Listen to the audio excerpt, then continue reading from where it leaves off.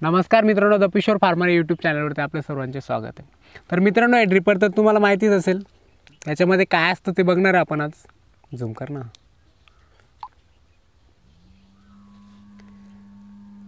केलं हे दिसतं चालेल का मित्रांनो? याच्यातून एक एक थेंब थेंब पाणी पडतं। तुम्ही पाहिलेच असेल, आपल्या चॅनलवरती पाहा, व्हिडिओ बनवला आम्ही त्याच्यावरती। याला असं निघून जातं,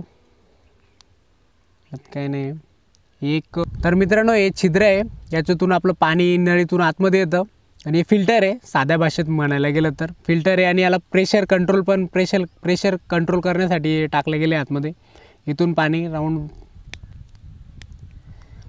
काढल्यानंतर परत त्या साईडला हेच आहे, दुसरी साईड प्रेशर कंट्रोल म्हणून। आणि याच्यातून पाणी आतमध्ये प्रेशर कंट्रोल करतं, थेंब थेंब पाणी याच्यामधून आपल्या झाडांना पोचतं बस।